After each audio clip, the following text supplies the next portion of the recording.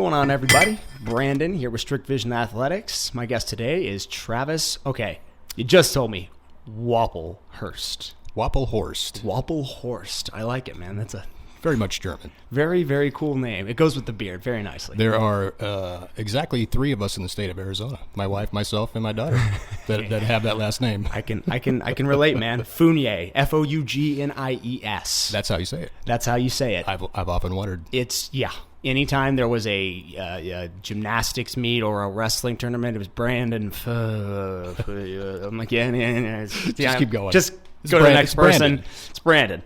Yeah, man. Well, thanks for coming on, though. I really appreciate you making the excited to be drive. back. Yeah. No, excited to have you back.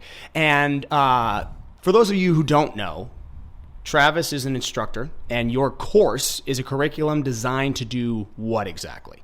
Give us the lowdown. So it's the National Personal Training Institute is what the name of the vocational school is. So our objective is to educate and not certify students. Mm-hmm. Because the bar's been set so low in the industry as far as education, we're here to set it a little bit higher and actually educate instead of certify. Okay. And what would you consider to be the difference between educate and certify? So certifications are typically, when you go that route, it's a book. So you read a book. When you think you're ready, you take a test. And you get a piece of paper. You get a piece of paper, and guess what? You're qualified. Yeah. Qualified. So to speak. Yes. So we are here to make sure that you're not just certified, but you are qualified, because within our program, everybody's doing hands-on training, and that's where we really get the information. That's where we learn the whys and the hows of what we're doing instead of just guessing, which is typically what most trainers are doing their first year or two, is just guessing. Fake it till you make it. Yeah, and then I see it all the time when I go to, I'm not going to name names for gyms, but the ones that I go to, I see it every time I walk in the door. Mm-hmm. Yeah, no, I do too. And what kind of hands-on training are you guys doing? Do you guys do stuff with actual clients? Do you do stuff with each other? What kind of an experience could one expect from going to you? So the hands-on component is one-on-one. It's group. We'll do one student trains everybody. Then we'll have students train each other. So from the very beginning, from intake forms to goal setting to creating a program, it's all done there in class. So they're not only learning how to communicate, but they're also learning how to put it all together and make it make sense to them, so they know the answer as to why they're doing what they're doing. So valuable. Yep. And that is such an incredible step to take early on in your career, if this is the career you want to do. Speaking as somebody who, I wouldn't say I went through the trial and error, fake it till you make it phase because of my strange introduction to the business. I kind of just catapulted right to the NFL, and I didn't have any certifications, or I had only ever played sports. I was lucky enough to get an internship and just kind of learn from that kind of an environment. But I see so oftentimes that YouTube and just basic internet knowledge is what is funneled mainly to your average gym trainer. And so oftentimes there's so much left in the ether as far as knowledge, and that's reflective in the training, and that's reflective in the results. 100%. So having a certification that gives hands-on training, something that's in person, that's extremely valuable. And I figured that out early on when I started down my, I guess you'd call it my trail of certifications, because at this point I've had a few, but the ones that I love the most are the in-persons. I've paid to go out to John Wolf at the Onnit Academy. I took a couple of their classes. I've taken some, hands-on experience, like I said, with the NFL. And my favorite time spent has always been the in-person one-on-one training in a group setting, because you get feedback from the peers that are there. And you take the Onnit Academy, for example. That's a really high-end functional training kind of mecca gym. You ever seen that place out in Austin? I've seen pictures, yes. It's pretty cool. It's a very unique, everyone thinks CrossFit, but it's not. It's a very unique training style, and I love the approach they take, and it's one of the training styles that I incorporate here, but their certifications are really where they shine. And I would love to come out and see what you guys are doing and see, because are you only local in Arizona? Is that where the school resonates? This one here, yeah. There's one location here in Arizona, but we have, I think, 26 or 27 locations across North America, and we've got 8 international locations now. Wow. Okay, so then your role is as an instructor. Are you a owner? Are you? I'm the director and instructor. Well, one of the instructors. Gotcha. So I've got a couple instructors. So cool. And remind me, how did you find me? I can't even remember. This was So, yeah, I remember this. we've had a couple of interactions by now. He's brought you brought one class here, the graduating class. What was it? Was that last year? Yeah, it was. Dude. No, it was actually. Was that pre-COVID? No. It was like during COVID. A little bit. Right at the started. Right at the kind of the beginning. Yeah. I remember because I don't think we talked about it a lot. Maybe a little bit, but it wasn't like what it is now. No. COVID, it certainly hadn't wiped out the industry like it has now. No. It was just starting. Yeah. I knew I wanted to get you back and get you on here because there's so much for us to talk about as far as because people starting out, people coming to you and who want to get, maybe they've got their NASM or they got their CSCS and they want to say, okay, I've got this, but I still don't really feel comfortable, actually working with somebody. I kind of know what I'm doing. And again, you can get a 30,000 foot view on YouTube alone of just how to write a program. So every person, I'll just use the word person, every person on the internet influencing spectrum has an online training program you can purchase. Yep. And so that's where I feel like most people go. But to get something hands-on that's local in Arizona, there's not a lot, actually. I don't really know of any others other than you. Especially right now, it's still every community college that offers it, and there are some community colleges that offer like something similar to what we do. It's not quite as hands-on, and it's not quite the same community as we bring with our school. Yeah. But most of them are online right now. So really, as far as I know, we're the only school that's actually still in person. It's in person, and that's why we're here. The school was actually created about 22 years ago, and it's the owner. He created it because he saw that there's a void where most people were just chasing paper and not really being,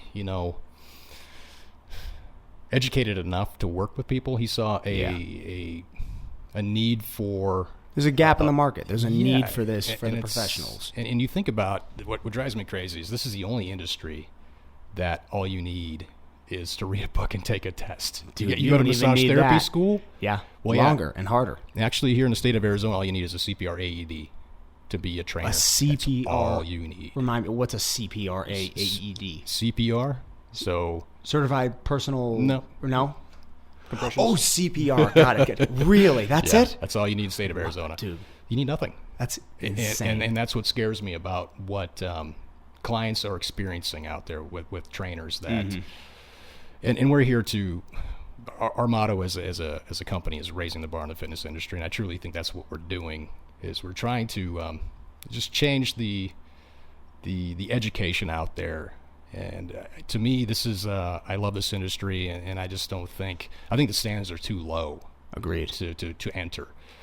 So I take this seriously. To me, this is an art. On the one hand, I feel they are too low, and on the other hand, I can appreciate the fact that because it's so low, the people who take the extra steps to educate themselves both with in-person and with the paper trail certification, the people who really go for it, I feel like they shine brighter. They do. And that, to me, I like seeing people who put that kind of value on continued education, in-person or otherwise, in themselves, in any industry, but especially in ours. Yeah. Because it shows. It shows a lot, and it shows a lot in the people who really do know what they're doing and the people who do produce consistent, safe goals for the clientele. And I feel like a lot of that starts at the ground level. And if you kind of, cut yourself off from the educational pipeline, and I don't think I ever will, honestly. I don't know if this was so long ago, last time you were here, I'm in a master's program. I don't think I was when we came. I think you were talking about it. I might have been. I probably had just started it because I'm about halfway. But that's an example of, I've caught the bug for learning about this stuff. I'll never stop. After that, I'll do more. There's always something you should be doing. It's if you're passionate about it, you'll geek out on this easy, and it's always a pursuit of more information. And one of the things I say the very first week of each term is never stop learning. I tell all my students never coast, because things do change a little bit. I mean, we're not going to reinvent the wheel or anything. Physiology is physiology, and it's not going to change. Sure, but as far as like finding your niche, finding what you love. That's what you pursue. Those are the certs that you pursue. Those are the seminars and workshops you pursue. It's not just chasing another piece of paper to go, look, I got this other certification. Yeah. Are you going to use it with your clientele? What are your clientele? No, but it's nice to have. Perhaps it is. But what they need to understand as my students is when you figure out who it is you like to work with, who makes you happy, those are the certs to find to help make those people that make you happy better. It's true. And if you take somebody like me, who in a weird way sort of started at a much higher level than I currently am, as far as the level of the clientele, my certification journey has been kind of all over the place. And I hate certification. I'll just say education. My educational journey has been all over the place. I started with the league, working with people that are trying to improve a percentage of maybe 2 to 4% of athletic output. And now I find myself more in the range of 20%. I'm dealing with your average individual who wants to get fit. I'm also getting a lot of in shape middle-aged people who want to pursue a healthier lifestyle that gets them even more so. But I'm not at the level that I was when I started. So again, that's been a strange journey for me.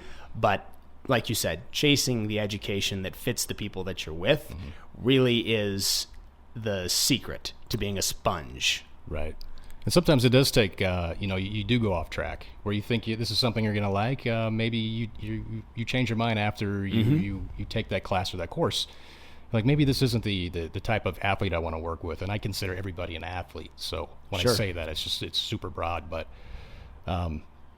and right now, in all of our classes, typically halfway through, people start to kind of get an idea as to who they want to work with. Because I keep asking them, who would make you happy? What's your perfect client? Yeah, I didn't know. I was asked this question when I went through the school 11 years ago, because I went through MPTI Portland about 11 years ago. And it's a question that I was like, I don't know. It was kind of the basic generic answer that everybody, half the class was saying. Who do I want to train? I don't know. Athletes. Whoever will let me, yeah. I want to work in a college. I want to be, working.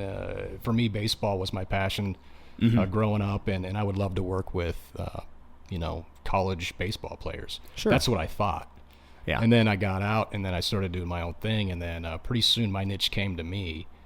I wasn't looking for it, but before I knew it, funny how that works. 90% of my clients were women between the age of 35 and 65. I was like, okay, I guess this is my niche. I better learn about this.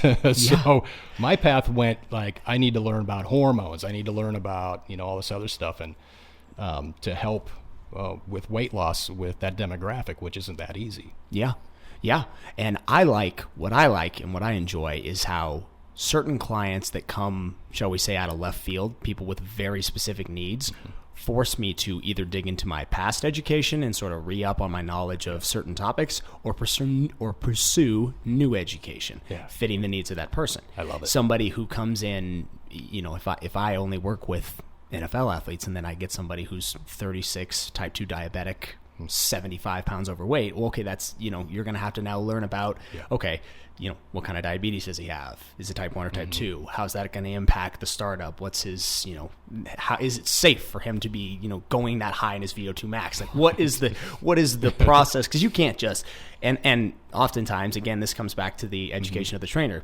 Trainers just kind of go.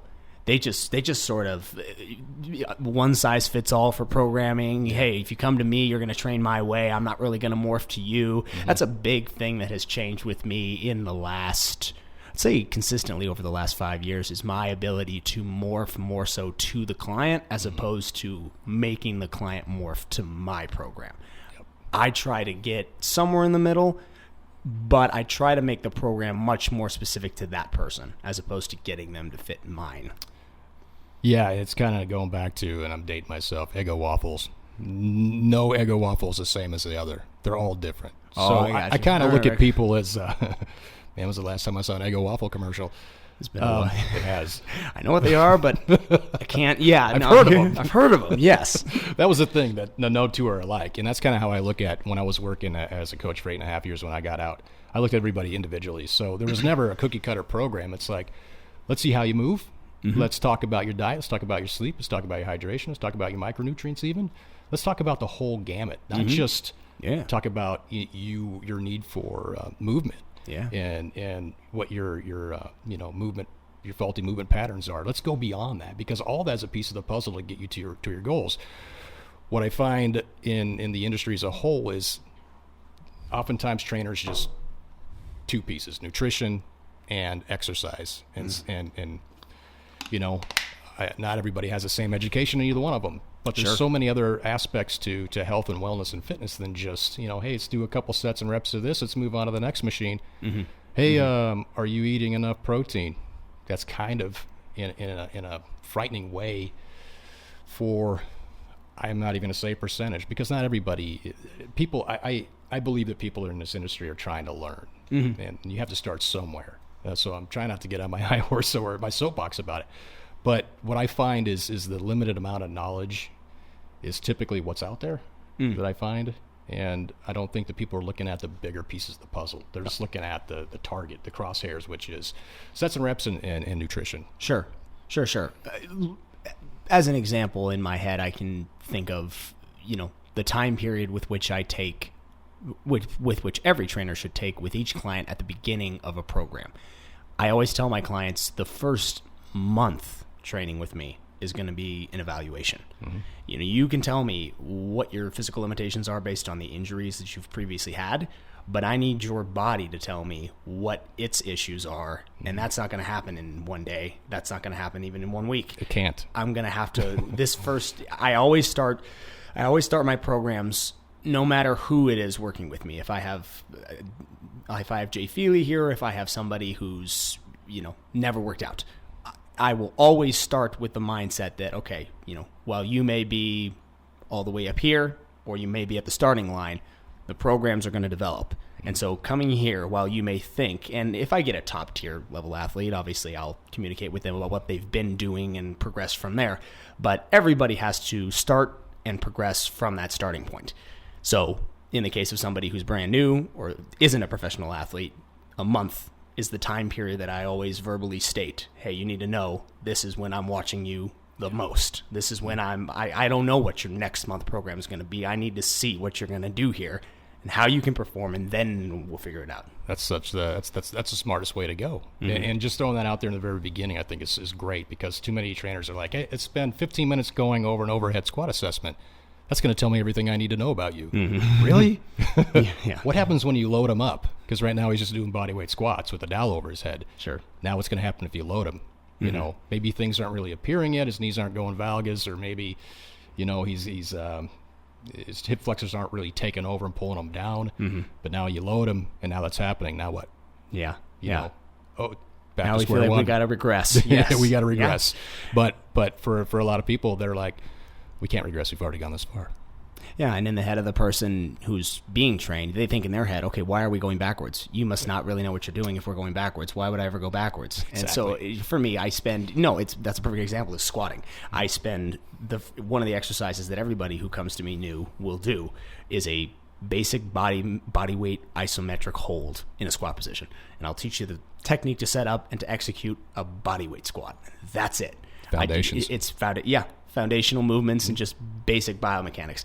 It's probably the most astonishing thing I find is that 2/3 of people who come in here, and these aren't oftentimes people that have no education. Some of them have good education. They do not have fundamental movements down. They do not have the biomechanical ABCs that you would expect from somebody who's worked out in the gym for, let's be generous and say even just like 2 or 3 years. Mm-hmm. They've never even heard of this. They have no idea. They're like, oh, I was doing that wrong this whole time. That's interesting. Yeah. So, going slow. I wanted to also, one point that I wanted to make a point to talk about this point. You've got a lot of people coming into you. They're new trainers. They're just getting into the industry, and they're coming into the industry probably at the worst time that the industry has seen, certainly in my lifetime, and maybe even possibly in yours. What advice, what would you say to them? What would you tell them? Hey, look, here is what I would not do. Here is what you need to know about the current climate you're going into. Here are going to be the limitations set forth by the government or whoever. Yeah. What would you tell them? Well, I happen to think that things are going to get a lot better, significantly better. I think the industry is going to be better as a whole for this because there's been, we've been exposed with this virus that, we know who the highest percentage of people who were targeted were unhealthy, right? Obese, any comorbidities, whether it be diabetes, COPD, what have you. I mean, if you have obesity, autoimmune diseases, yeah. Most of that can be undone. We know that. Amen. Most of that can be undone. And I think this is a wake-up call for a lot of people. Yeah. And because of that, I think more people are going to be more inclined to get healthy. They're going to seek help. And for a lot of people, that's tough to do because, well, all you got to do is open your phone and you've got somebody showing you how to do something that's not necessarily catered towards you. But people think it's a one-size-fits-all, unfortunately. Whereas if it's specifically catered to you, you're going to see results quicker and you're going to move better. You're going to feel better because a good trainer is going to look at your mobility as well, because if you don't have good mobility, you're not going to have good performance. And I think that's where a lot of people, they go down the wrong road and they're just like, hey, I'll figure this out, or I'll get and I was just going to say, well, I'm going to go ahead and say it, Peloton, which is cool. You've got to train. You've got somebody on the screen there telling you to, or hyping you up and keeping you accountable. I think it's actually great. There's some things I've seen out there. I'm like, I don't know what this is going to do for you. Yeah, I've seen a couple of them. Like the mirror. The mirror. That's just there. I'm literally going to use that as the example. I just don't. I see that, and I'm thinking, okay. Cardio, I feel like, is a lot easier to achieve on your own, in the sense that there's less risk involved. I mean, if you're rowing on a machine, what are you going to do? I mean, you may not push yourself as hard as if someone's literally standing there, but it's not as complicated as resistance training. No, you can get away with it. Just get on a hamster wheel and go. Yeah. A treadmill. Yeah. But I think the industry is going to see a boom that it hasn't seen in some time because of this. So I'm hopeful. I think, well, now the gyms have opened up here in Arizona anyway. Yeah. It's full go. And I've seen in the last 3 months, the prior location I was at steadily saw some increased people. And I'm seeing more people, some more trainers more often than I did before, coming in. They're looking pretty full. They're helping a lot of people. And I think just as a whole, people are looking for help. Yeah. And I think, well, I hope that people aren't looking for the Band-Aid as much as they were like pills, which leads you down a spiral. You're like, oh, you're obese, take this. And because you're taking this and it's having this side effect, take this. And to that point, one very important thing that I think as all coaches, it's a very important responsibility to do, is to educate people on, preventative health measures to be taken before something like this happens. Like you stated, the pandemic has shown us all just how unhealthy we really are. And unfortunately, I feel like the response to that has not been anywhere near what I would have done, in the sense that I feel like it's been politicized, frankly speaking, to the point where everyone is focused on something like, take the mask, for example. You're not wearing a mask. Why aren't I wearing a mask? It's not being brought up in conversation. The health side of things to prevent you being at risk before there's something to be at risk of. And that's just not talked on either side of the argument. Nope. And I feel like that's the answer. That's the answer for, maybe not for everybody, but for the vast majority of people. If you have taken the steps you're not going to get this in a week. If you've taken a lifestyle change and you've applied it for 2 years and you're in decent shape, you don't have to be crazy, but if you're in decent shape and something like this happens, you don't have to be as petrified of it as if you are, like you said, if you're on pills, if you're whatever it is you're dealing with, that you're not taking the steps to properly deal with in a health conscious way, then it's going to be much more severe. We're supposed to be the leaders in the country or the world, and we're failing miserably at this. But by we, the United States of America. Yes. Yeah, and we, without getting into it, we know why. Yeah. There's no money in getting us healthy. So it's our jobs as fitness professionals to educate. It is. I tell my students who are graduating, and not just graduating, but in class, I'm like, it is your job to educate, not just train. I want your people that you're working with to know what to do. when they're done with you, because ultimately the goal is to get them where they need to go. What their goal is. Outgrow us. Yes. And then them being able to sustain their lifestyle with the education that you provided. And not only that, it goes further. One of the things that I tell my students as well is, you're not just going to be impacting your clients. You're going to be impacting your clients' families, their friends, their kids. Heck yeah. And now with that education it's a ripple that effect. You're giving them, you're going to pass that on. And hopefully, if there's any issues in your family, diabetes, if there's, diabetes we know is mostly our faults, maybe we can break that cycle, with education. And that was always my goal with my clients, is to educate them. I'm not just having them do something and not explaining why we're doing it. And to me, that was a fun thing. If anybody asked me, why are we doing this? I always had an answer, because I knew why I was doing it. Yeah. It wasn't about, this is awesome. Wait till I have you jump on the BOSU ball and do jump rope. Why are we doing this? I don't know. It looks cool. It looked cool. It looked good on the YouTube video. I thought it would look good with you. But no, I agree 100%. And it's easy to get frustrated as somebody in the industry when education is not being passed on, and when it's not being passed on from the top down, as far as like we talked about, being healthy before something like this happens, and when it's not being passed on from professionals that are supposed to be the ones who are learning about this so that you can actually answer those questions for somebody who doesn't. Yep. It's and you're right. There's not a lot of money in getting people healthy. No, we don't need anything. Just good food. It's really despicable. It really is. It's the worst. This has been the single, and it happened to me at a point where I'm not a novice in this stuff. I've done it long enough to where you can kind of see the writing on the wall. You're like, I get what you're doing, and look, I get why you're doing it too.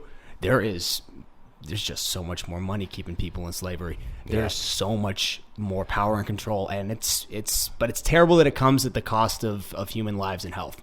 Well, I can't remember one time when the CDC or any doctor that was on a major news network said, hey, here's what you should do.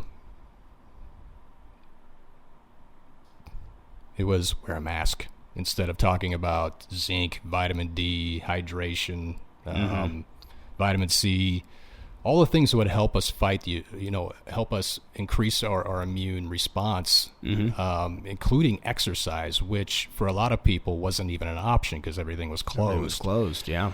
And, we know that body weight stuff is effective, but not everybody knows how to properly do that. And some people, quite frankly, are scared to try because they're like, am I even doing this right? Yeah.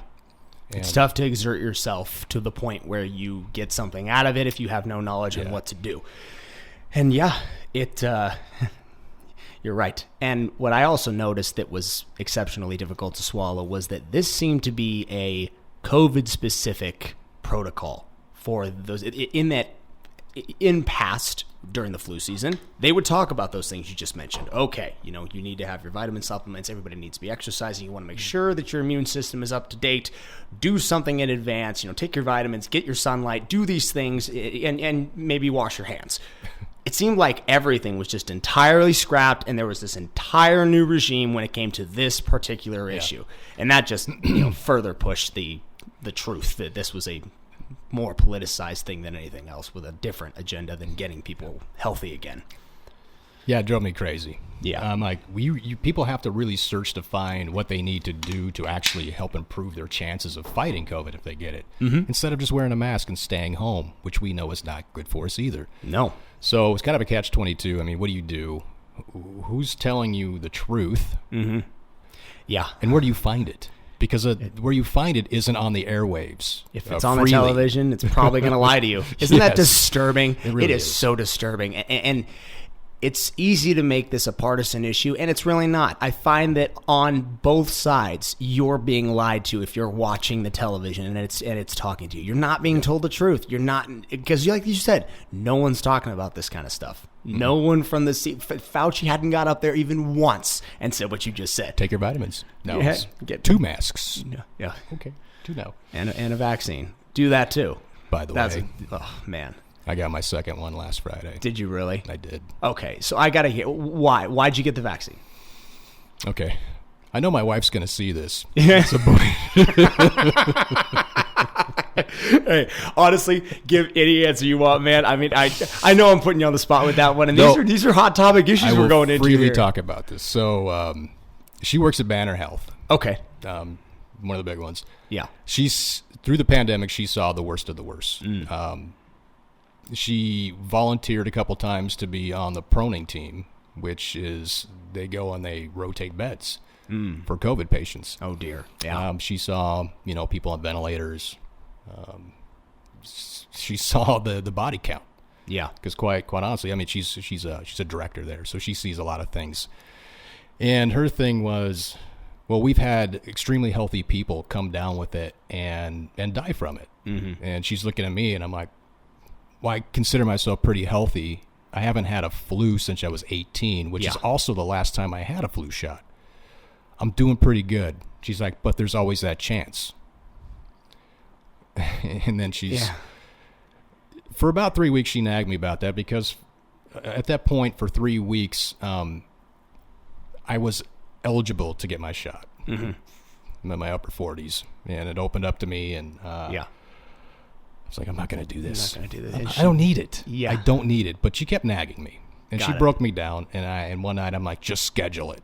She did. And then I got a reminder on my phone. Probably pretty quick. For I'm email. It was Yeah. next week. I got a reminder that I was due for my first shot, and I was like a kid tantruming out of a gas station or a grocery store that didn't get their candy. I walked into a Walgreens just like, why am I here?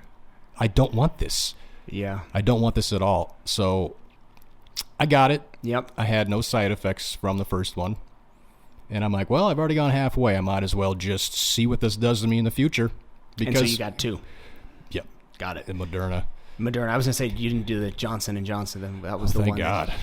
Man, I had again, I'm not going to throw this person under the bus, but I have a family friend that did that one. Yeah. And he couldn't breathe. He had to go, he had to almost go to the hospital. It was crazy. His wife couldn't leave him. She was like, he had to leave work. He had to do that. And I'm just, and he's a young guy, younger than me. And I just, I didn't get it. I'm like, but his situation, very similar to yours. His wife wanted him to get one, so he got one. But hey, I'm glad, you didn't get sick or hospitalized or anything like that. That's good. So, I had side effects on the second one. Oh, you did? Oh, yeah. Oh, what were they? It was a full day of me laying on the couch watching baseball. Okay. Every joint in my body ached. Okay.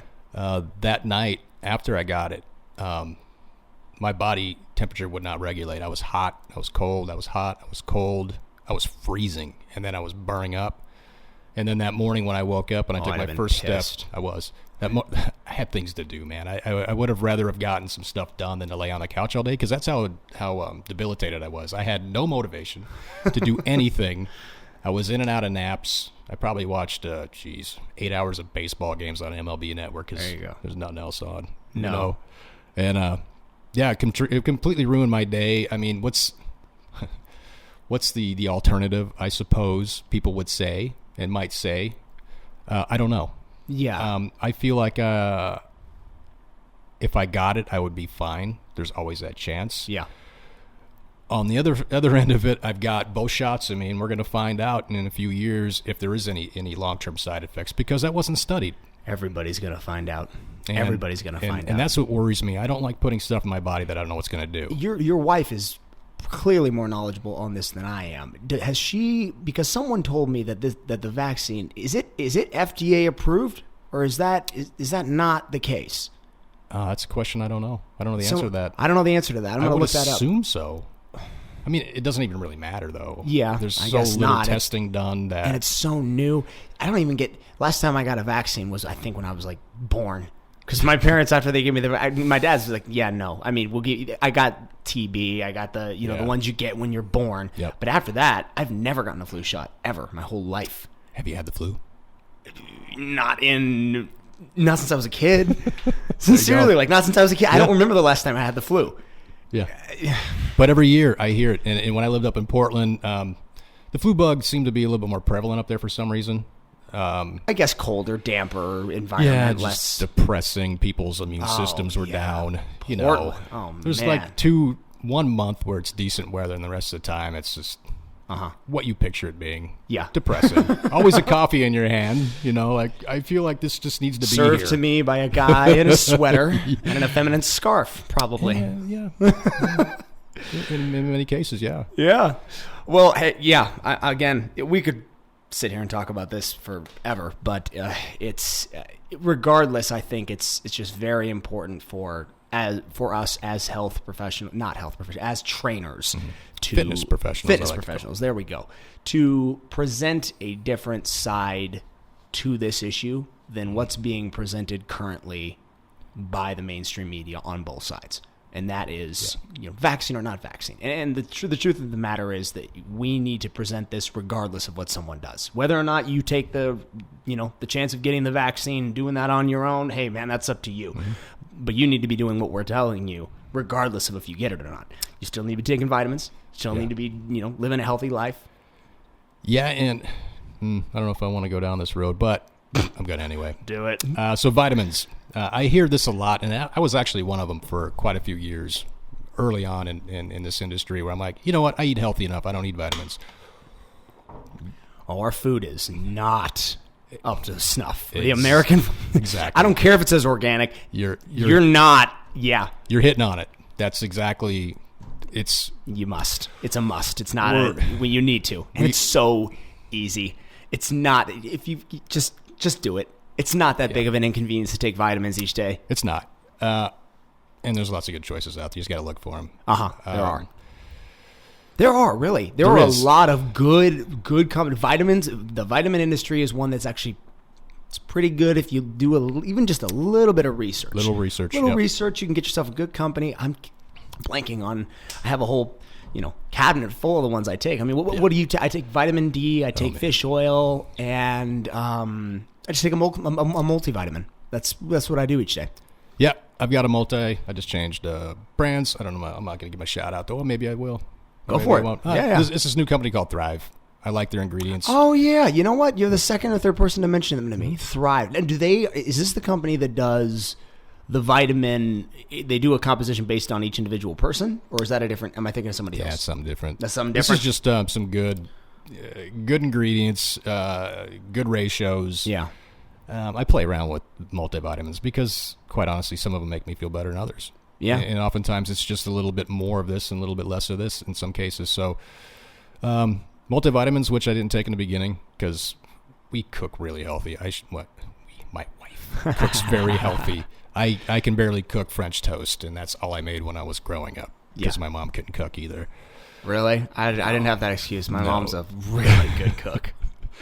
But yeah, I take vitamin D religiously, 5,000 IUs every day, no matter what. And by the way, you people of Arizona, just because it's sunny all the time, are you always in the sun? You need vitamin D. I feel like even less so. I feel like there's probably a deficiency here because everybody goes outside. The summertime, it's for hot. sure. I don't want to go in the sun, and they don't get the sun. Yeah. Okay, the temperature on the ground doesn't affect your vitamin D. No, it doesn't. You need to be in the sun. And that's what people give me. Yeah. I go hiking one time a week, and I don't wear sunscreen. I go out and I go hiking with my shirt off. I'm like, bro, I go once a week and the hike takes me 40 minutes. Yeah, if 40 minutes a week in the sun is going to give me cancer, there's something wrong with that. No, I'm going to be fine. Yeah. And you need the sun. The sun is going to give you vitamin D. It's, And they say like the Northwest is the most depressing, couple states. Let's just put Oregon and Washington together. Sure. For good reason. Because the sun is never out. Right. All you see is clouds. You just a lot of moody people. Yeah, and it's true. I think there's something to be said for that because that's kind of what I experienced living in the Northwest, and I've lived there for a total of about 20 years between Olympia, Washington, and Portland. Yeah, and looking at it now, I'm like, okay, I understand why people just seem down. You come here, like. Kind of a little bit more up, you think? Well, depending on where you go. I haven't spent too much time in the north. I'll be honest with you, man. I don't get up there that much. The furthest north I go is Colorado for snowboarding. Yeah, that's it. Yeah. There's something to be said for that, though, and I think there's a direct correlation between those two.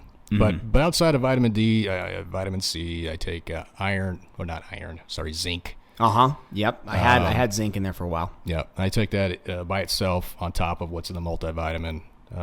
I respond well to it. I feel great with the concoction that I've got now, and it's bigger than it's ever been. You ever take B12? Yes, I take a B complex. Huge proponent of B12. It feels good. To the point where it kind of annoys me because a lot of mornings when I take it, I'm like, I don't even need coffee. You're just kind of awake. I feel pretty good right now, but it's out of habit that I have to have it. But I know. Coffee. I have a love-hate relationship with coffee. It's like on the one hand, if I don't have it and I have something to do, I'm like, just give me the... But at the same time, I know that it's any habit in your life that is somewhat out of your control is probably not a good one to have. But I suppose if that's the worst vice, then could be worse things. It could be worse things. It could be worse things. Yeah, I don't know when that addiction started. It's probably Portland because there's good coffee shops on every corner. Oh, I'm sure. Right next to dispensaries. Man, it is exactly how you picture it, isn't it? Like everything you're describing to me, it's like, it's how I picture Portland. Yeah, would you like some great coffee followed by, whatever's in the dispensary, which is probably good? Yeah, right? Yeah. Well, we can get that now here. Mm-hmm. That blows my mind. You can just go and get weed. Never thought I'd see the day. I never thought I'd see the day either. Yeah. I didn't think it would happen. I had my card for a couple years. I'm like, whoa, this is weird. Why is it so crowded? And then it clicked. Oh, yeah, that's right. Yeah. Everybody can just go and get weed now, whatever they want. Yep. Yeah, it needed to happen. I mean, come on. If you haven't figured out whether or not weed agrees with you by now, you're probably just not really living on the same earth as we are. Yeah, and that's a topic all by itself, right? Mm-hmm. Like, okay, how come alcohol is okay? This is a topic all by itself. I mean, think about the differences between the two. One oftentimes makes people hostile. Also makes people get into car accidents. The other one has people stopping very short at a red light and being very chill and friendly in most cases. Overly cautious with almost everything you do. Like, yes. Some would say paranoid. A little bit paranoid. You were like, I'm not driving. No, I can't. No way. I'm going to watch another episode of South Park. That's right. That's exactly right. Did you see the pandemic special? No. Oh, dude, I don't have watch that. Watch that. That's the best one I've ever seen. I'm sure it is. Well, hey, brother, thank you so much for coming on. Seriously, this was fun. Yeah, it is. Always. I'm excited to get you guys back. Let's get another graduating class in here. Again, I will save this for another day, but I want to really talk to your people when they do graduate and provide them a different alternative of what they can do when they do get out and decide to do their own thing. Yep. I feel like that's kind of what you have here. It's different. Well, that's why. Forgot to answer the question that you asked me about 45 minutes ago. How did I find you? Right. Yeah. This is going to lead back to where we're at right now. Right. So one of my jobs as a director is to find interesting places to expose our students to, because it's not all about working in a box gym. Yeah. I think a lot of trainers out there, or prospective trainers that are thinking about entering the industry, think that is where it begins and that's where it ends. Yeah. No. It should not end there. No. And if it does, well, that's because you started there. Yeah. And it all depends also where you go. I've got a list, like a pyramid of where you start if you really have to, and then where it can be at the top, and that usually the top takes work to get to. But there's specific places I wouldn't want one of my graduates to start because they're just overqualified by a lot. But I think to expose our students and graduates to what is possible is really what I'm trying to do. So when I've got a habit of when I go to bed, I do this. We all do. For about 5-10 minutes with the blue light blocker on, of course, because the eyes. I think it works. I think it does too. I hope so. I hope it works. I wear them every night. It better be working. So I just happened to stumble across your facility here, and I had to stop, and I was like, whoa, that is cool. That's the reaction we were going for. And I just kept going, and then like a day or two later, there it is again. Okay, where's this at? Yeah. And I looked you up, and I was like, oh, wow, he's only like 10 minutes away from the school. Yeah. And at that moment, I was like, I got to contact this guy and see if he's open to letting my students come over and see what's possible, because there are a lot of people who utilize their garages as a studio, and which means no overhead. Yeah. Oh, big time. Other than the equipment. Yeah. There's some overhead in here. There is. Passed over it. Yeah, we've exceeded expectation with the possibility of what can be done inside one small garage. But yeah, I'm just blown away by what you put in here and the kind of the vibe that you've got going. I think it's amazing. And that graduating class that I brought in here, I don't know how many months ago now. Yeah. 8, 9, 10 months ago. It was. They were blown away. Were they? I didn't Absolutely even ask. I'm blown happy. away. I'm glad they, yeah. When we got back to the class, they were just like, that is crazy. Yeah. I'm like, yeah, it is.